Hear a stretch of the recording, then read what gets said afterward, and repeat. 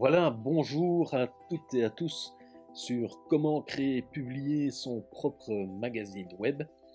Donc ici, il s'agit véritablement des étapes tout à fait au fur et à mesure, parce que pour l'instant, je n'ai pas encore non plus mon magazine web et je suis en train de vous expliquer exactement ce que je fais au moment où je le fais. Donc n'allez pas encore voir maintenant, enfin j'espère que plus tard le magazine web sera bien sûr online, mais maintenant au moment où je mets où j'enregistre cette vidéo, ben, ce n'est pas vraiment le cas, mais ça va l'être certainement, et donc je vous propose de voir ici toutes les étapes pour publier son propre et créer surtout aussi son propre magazine web. Alors bon, l'intérêt bien sûr pour moi, c'est de créer un e-book ou un iBook, et un livre qui se trouvera sur Kindle, sur Amazon et aussi sur l'App Store probablement. Donc voilà vraiment mes objectifs et j'aimerais les partager avec vous et vous montrer ma démarche. Et donc si ça vous intéresse, bien sûr, continuez à me suivre. Alors ici, chapitre 1, je vais vous expliquer le schéma général de la chose. Et dans le chapitre 2, je vais vous expliquer le podcasting. Pourquoi du podcasting alors que l'on parle de créer son propre magazine web? En fait, c'est très très simple. Le magazine web est plus qu'un simple magazine au sens où on l'entend. Et donc, je vous expliquerai ça juste ici, un petit peu plus loin dans cette vidéo. Alors, en premier point, le schéma général, eh bien, si vous avez dans l'idée de faire votre magazine web, c'est que vous avez déjà envie de partager quelque chose avec les gens, c'est que vous avez envie, ou vous avez peut-être un projet ou un business ou quelque chose que vous voulez mettre en ligne et qui pourrait intéresser les personnes. Alors pourquoi choisir plutôt un magazine web qu'un site internet? C'est assez simple en fait, parce qu'un site internet, si vous voulez que votre site internet fonctionne, il vous faut à ce moment-là essayer de chercher toute une série de personnes qui puissent accéder à votre site. Donc on est vraiment dans ce qu'on appelle le SEO, le Search Engine Optimization, qui est en fait une recherche d'être en tête dans les listes des moteurs de recherche pour que les gens puissent être intéressés par votre produit. Eh bien, ce n'est pas du tout le cas avec un magazine web, parce qu'en fait, un magazine web se trouve sur certaines grosses plateformes, comme par exemple l'App Store de Macintosh, et peut être vu donc par des tablettes. Et à ce moment-là, les personnes sont, elles, en recherche d'un produit que vous pouvez éventuellement leur apporter. Donc, en fait, la philosophie est tout à fait différente, parce que les personnes qui sont sur App Store, elles recherchent des produits et elles sont prêtes à payer pour ces produits. Donc, non seulement vous faites votre publicité, mais en plus vous êtes payé. Voilà tout l'avantage d'un magazine web. Alors un magazine web, bien sûr, eh bien, il faut quand même avoir un minimum de créativité, il faut quand même avoir une envie de créer quelque chose, et on a quelque chose derrière la tête quand on décide, ok, maintenant je vais faire un magazine web. Maintenant, sachez bien et pensez bien que cette créativité va évoluer au fur et à mesure de la conception de votre magazine, et je reviens tout de suite là-dessus. Le deuxième point qui est important, c'est en fait la publication de ce magazine web, parce que si vous avez un magazine qui est sensationnel mais qui reste dans votre ordinateur, bien ma foi, il n'y aura pas grand monde qui va pouvoir y accéder. Alors la création, quels sont les éléments qui nous arrivent directement en tête quand on pense à la création d'un magazine? Eh bien, on pense à du contenu, donc du texte, et on pense aussi à de la photo, on pense donc à des images. Donc, en fait, on pense comme un magazine usuel que l'on peut trouver, que l'on peut acheter chez notre libraire.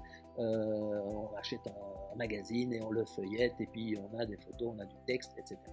Ça peut être très très très contraignant de construire comme ça autant de textes, autant d'images, et quelque chose qui est finalement très complexe, et on se dit avec une semaine ou 2 semaines ou 3 semaines de travail derrière, je pourrais peut-être faire un magazine mensuel.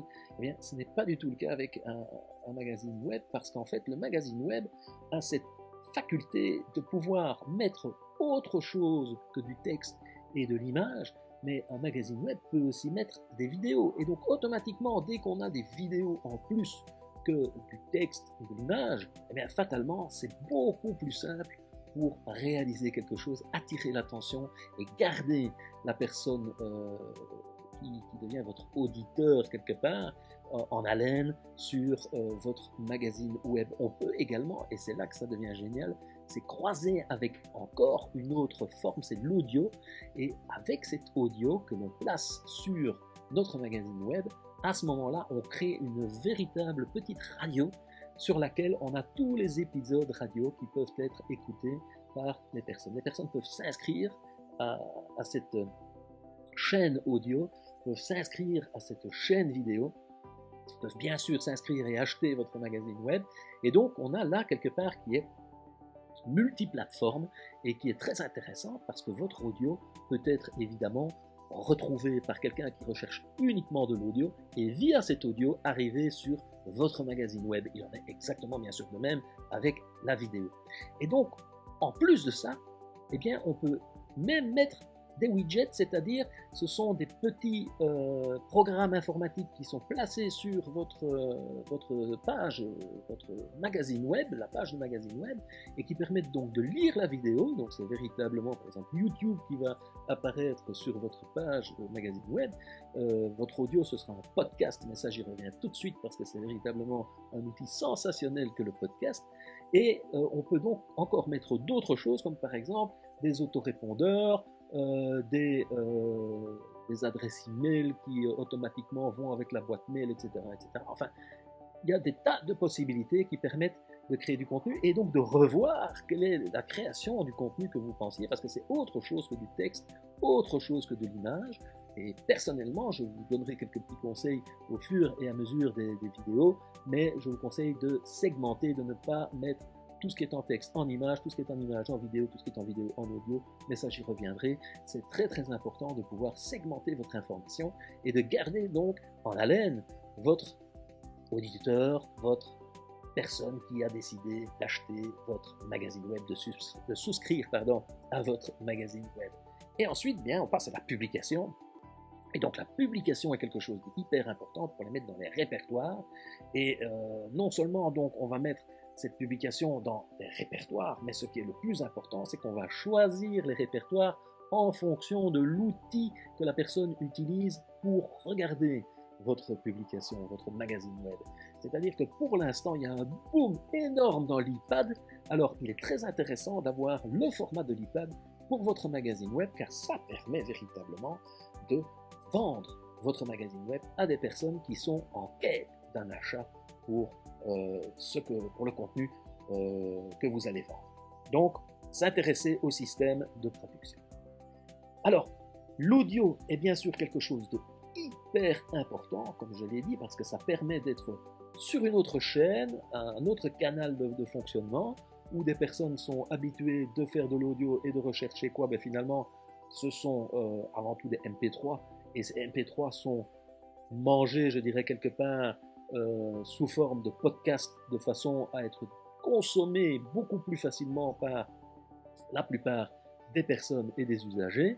Il est très facile en effet de mettre sur un podcast et d'utiliser un podcast sur votre MP3. N'oublions pas que pod vient de iPod, donc c'est véritablement un outil par Macintosh, et donc qui est une possibilité. Maintenant c'est une plateforme qui est bien sûr utilisable partout, hein, et donc c'est très intéressant de placer sur un MP3 et de pouvoir écouter son information, parce que cette information qui est écoutée sur MP3 ne nécessite qu'un seul canal, c'est l'ouïe.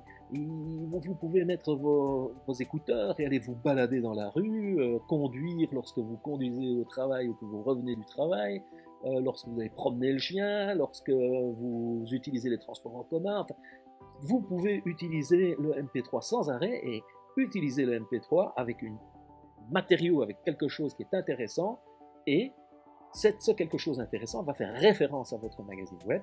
Et donc là, vous avez automatiquement, vous voyez quelque chose qui est complet. C'est un peu la capacité de vendre votre magazine par les ondes audio. Et donc c'est quelque chose de véritablement sensationnel. Maintenant, je vais expliquer un peu plus le MP3, et parce que c'est une partie intégrante bien sûr du magazine web, et parce que c'est quelque chose que je dois encore mettre en place maintenant moi aussi à l'heure actuelle pour que vous puissiez en profiter. Donc, je vais vous expliquer comment je vais faire et ce qu'est un MP3, un podcast, ce qui peut être pour certaines personnes une langue étrangère. Et je dois vous avouer que moi-même, il y a 2 semaines ou 3 semaines d'ici, c'était totalement la folie furieuse. Je m'arrachais les cheveux pour savoir ce qu'était un podcast et comment ça fonctionnait. Et maintenant, bon, j'en ai déjà mis en anglais sur les ondes. Et je vais maintenant, donc, avec vous ici, faire la même chose pour un podcast en français. Et donc, voici le chapitre dédié au podcasting.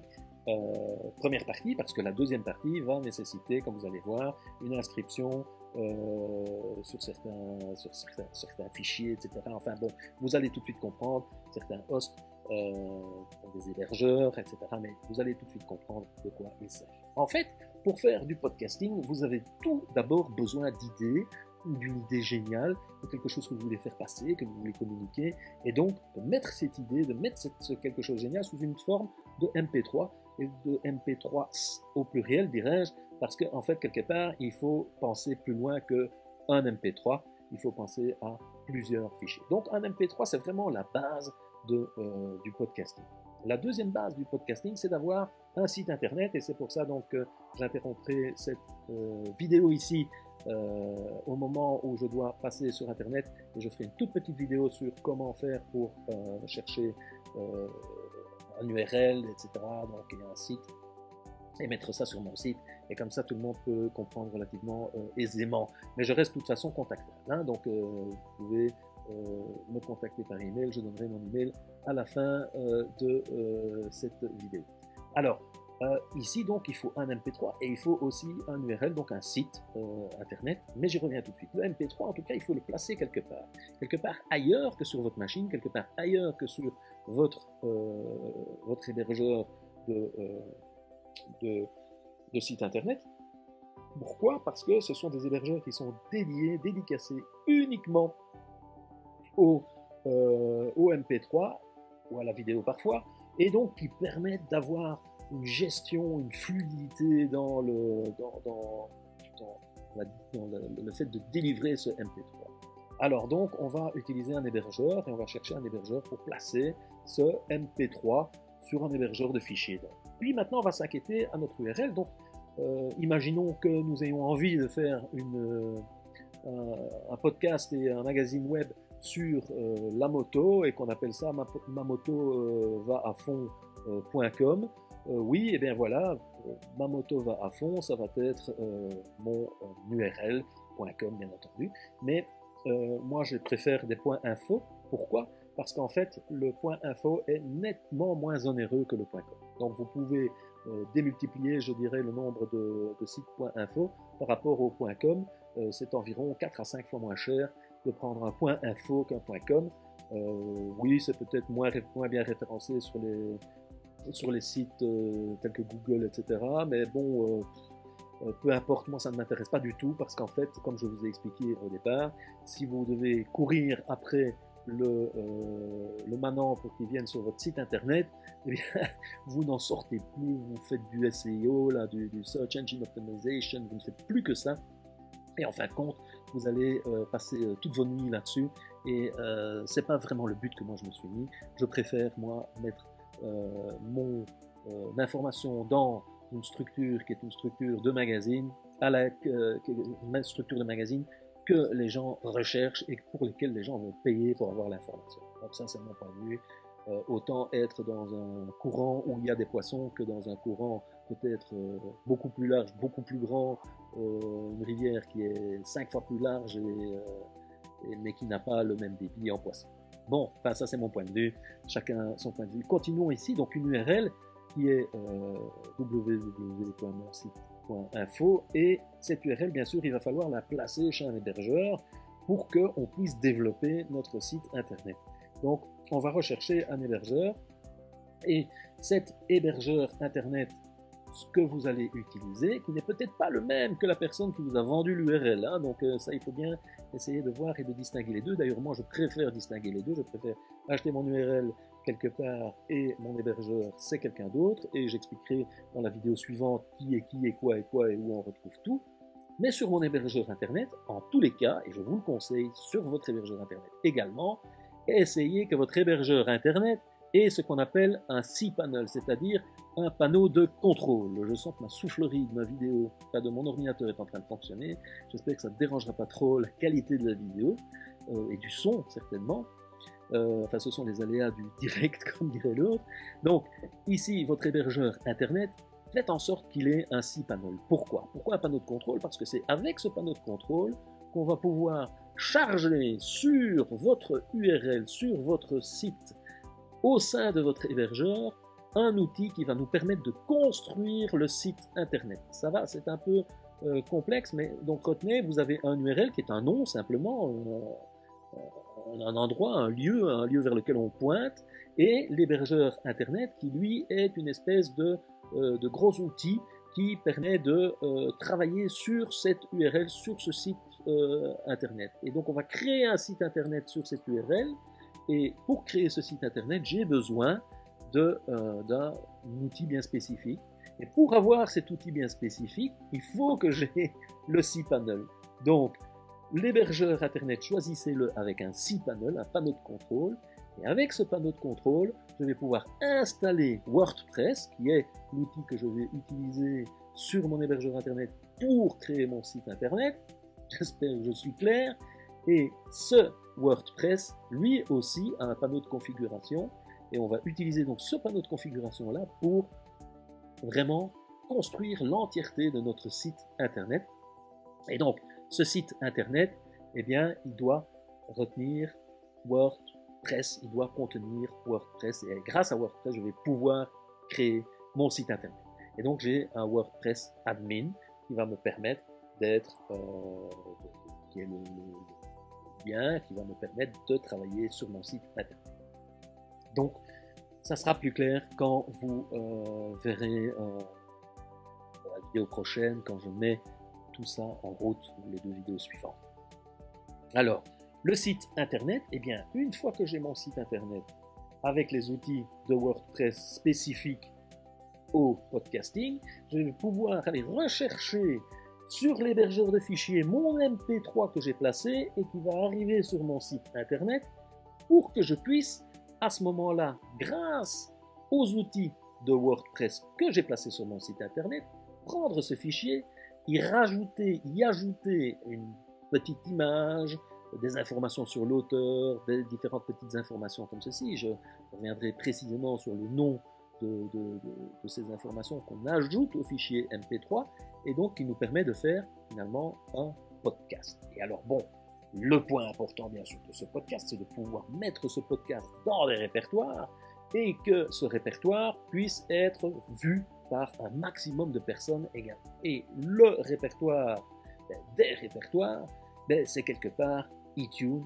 Et là, nous avons maintenant la possibilité, grâce à ce podcast, de mettre notre podcast sur iTunes, d'une part, mais aussi sur les personnes qui vont sur iTunes, de venir chercher notre podcast sur notre site internet. Et donc, c'est comme ça que ça marche le podcasting, et pas autrement. C'est pas quelque chose qu'on tape sur iTunes et puis iTunes fait tout le reste. Non, il nous faut un site internet qui nous permet, qui fait que iTunes, les personnes qui vont sur iTunes, vont pointer vers notre site internet et vont pouvoir écouter, enregistrer, downloader, etc. notre podcast. Et aussi, éventuellement, bien sûr, laisser des informations sur notre site internet au sujet de ce que nous avons fait. Voilà, alors, pour la prochaine vidéo, je vais faire tout ce qui est de l'ordre de l'achat de mon URL, du placement sur mon hébergeur internet et de l'installation de WordPress pour créer mon site internet et mettre donc mon podcast dessus. Donc ça va être mes 2 prochaines vidéos. Pourquoi 2? Parce que quand je vais avoir mon URL et que je vais devoir le placer sur mon hébergeur, il y a 24 heures à 48 heures qui doivent s'écouler avant de pouvoir le faire. Donc, mais ça, je reviendrai dessus aussi également. Voilà. Alors, je vous souhaite une excellente fin de journée. Je vous souhaite vraiment de vous inscrire à mon channel ici et donc de devenir un fidèle suiveur de mes petites vidéos et aussi de mes podcasts par la suite. Vous pouvez me contacter donc sur votre magazine web en un mot, votre magazine avec un Z, web, tout ça en un mot, @outlook.com. Voilà, soyez les bienvenus, n'hésitez surtout pas à m'envoyer un petit email, je me ferai un plaisir de vous répondre. À très bientôt, au revoir.